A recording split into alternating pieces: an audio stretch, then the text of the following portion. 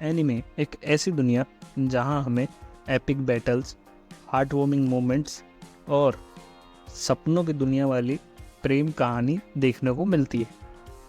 लेकिन इसी दुनिया में कुछ कैरेक्टर्स ऐसे भी हैं जिन्हें देख के आपका खून खौल उठेगा। तो आज हम ऐसे ही कुछ 7 कैरेक्टर्स के बारे में बात करने वाले हैं। तो बिना किसी देरी के स्टार्ट करते हैं।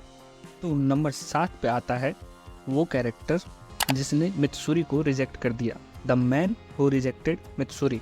इस कैरेक्टर का नाम हमें सीरीज़ में नहीं बताया गया है, तो इसलिए मैंने the man who rejected Mitsuri कर दिया है।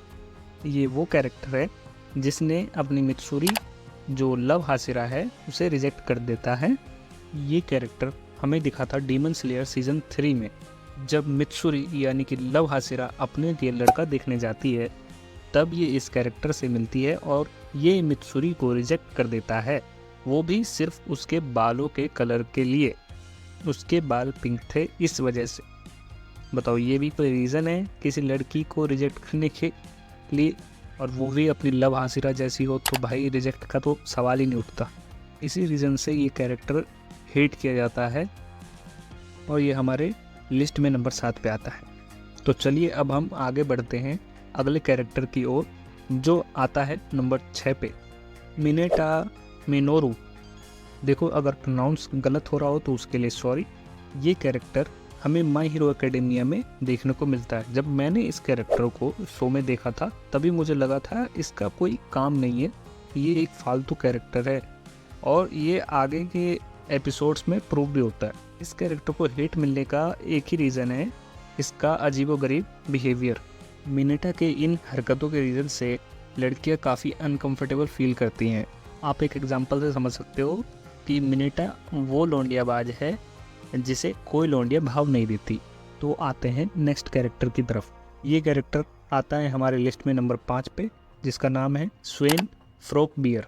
ये कैरेक्टर आपको विनलैंड सागा के सीरीज़ में देखने को मिलेगा। ये कैरेक्टर सीरीज़ में एज अ किंग है।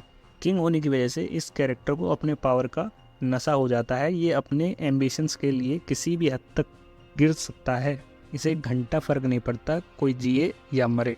और ये रूल सभी लोगों के लिए है, इंक्लूडिंग हिज फैमिली। ये रूल इसकी फैमिली के लिए भी अप्लाई होता है, चाहे वो इसका अपना बेटा ही क्यों ना हो। पावर में रहने के लिए अपने बेटे को मरवा सकता है ये हरामी। सोचो अब किस लेवल का ये हरामी है। तो अब नेक्स्ट कैरेक्टर है जो कि हमारे लिस्ट में नंबर 4 पे आती है। इसका नाम है हिमेनु। ये कैरेक्टर आपको चेनसो मैन की सीरीज़ में देखने को मिल जाएगी। ये सीरीज़ में एज अ सपोर्टिंग कैरेक्टर की तरह दिखाई जाती है। इस कैरेक्टर को हेट मिलने का एक ही रीज़न है, जो कि है इसका सेल्फिश एटीट्यूड। ये अपने गोल्स को पूरा करने के लिए हमेशा दूसरों का यूज़ करती है, जिसकी वजह से ये कैरेक्टर काफ़ी कंट्रोवर्शियल फिगर प्रूव होती है। सो एक बैटल सीक्वेंस आता है इटर्निटी डेविल के अगेंस्ट, जहाँ हमें देखते हैं कि ये जो शो का मेन कैरेक्टर है डेंजी, उसकी लाइफ को दाव पे लगा देती है उस डेविल से बचने के लिए। और हिमेनु अक्की से इतनी ऑब्सेस्ड है, अक्की इस कैरेक्टर का दूसरा सपोर्टिंग कैरेक्टर है, उससे इतनी ऑब्सेस्ड है कि उसके साथ रहने के लिए ये अपने टीममेट्स तक को भी धोखा दे सकती है। तो अब सोच ही सकते हो ये हिमेनु कितनी सेल्फिश नेचर की है। तो हमारा अगला कैरेक्टर है मोहितो, जो आता है नंबर 3 पे। तो अगर बात करें इस कैरेक्टर की, तो ये कैरेक्टर हमें दिखा था जुजुत्सु काइसन सीज़न 1 में, और ये हमें सीज़न 2 के शिबुया इंसिडेंट आर्क में भी दिखेगा। मोहितो एक special grade unregistered cursed spirit है, जिसकी वजह से बहुत पावरफुल विलन साबित होता है। तो भाई इसको हेट मिलने का सबसे बड़ा रीज़न है कि ये ह्यूमंस के सोल्स को अपने मज़े के लिए मैनिपुलेट करता है। देखो, विलन्स तो खैर ह्यूमंस को टॉर्चर करते ही हैं, लेकिन उनके पीछे एक रीज़न होता है, लेकिन ये हमेशा अपने मज़े के लिए ही उनको टॉर्चर करता रहता है। इसीलिए इस कैरेक्टर को बहुत ज़्यादा गाली देने का मन करता है। तो अब बढ़ते हैं अपने अगले कैरेक्टर की तरफ, जो आती है नंबर 2 पे। इसका नाम साकुरा है। भाई अगर मैं पर्सनली अपनी बात करूँ तो मैं इस कैरेक्टर को इतना हेट करता हूँ, मेरा मन नहीं कर रहा है इसके बारे में बात करने का, लेकिन आप लोगों के लिए करना पड़ेगा। साकुरा जो कैरेक्टर है ये आपको नारुतो सीरीज में देखने को मिलती है। ये कैरेक्टर पॉपुलर ही इसीलिए है क्योंकि ये अपने सेल्फ नेचर के रीजन से बहुत ही कंट्रोवर्शियल कैरेक्टर बन जाती है। इस कैरेक्टर का पूरे सीरीज में कोई पॉइंट नहीं है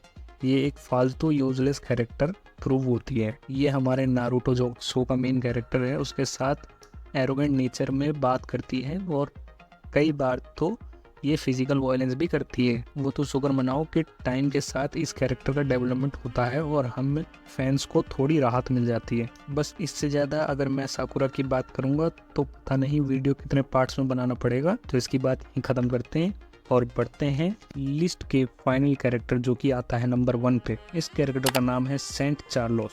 वन पीस का ये कैरेक्टर अब तक का सबसे हरामी कैरेक्टर लगता है मुझे। ये सीरीज में एज अ सेलेस्टियल ड्रैगन दिखाया गया है जो कि वर्ल्ड पे रूल करते हैं। सीरीज में जितने भी सेलेस्टियल ड्रैगन हमें दिखाए जाते हैं वो सब हरामी है, लेकिन ये कैरेक्टर उन सब का बाप निकलता है हरामी पने में। ये छोटी छोटी बात पे इंसानों को मार देता है।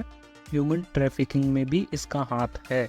ये लोगों को अपना स्लेव बना लेता है, अब चाहे वो कोई भी हो, बुढ़ा, बच्चा या फिर औरत ही क्यों ना हो। उसे जो औरत पसंद आती है उसे वो अपना गुलाम बना लेता है या फिर उससे शादी कर लेता है। लेकिन जब लूफी इसे पंच मारता है वो एनिमे हिस्ट्री का अब तक का सबसे सेटिस्फाइंग मोमेंट है मेरे लिए। तो बस भाई, आप लोगों का बहुत बहुत धन्यवाद ये वीडियो देखने के लिए।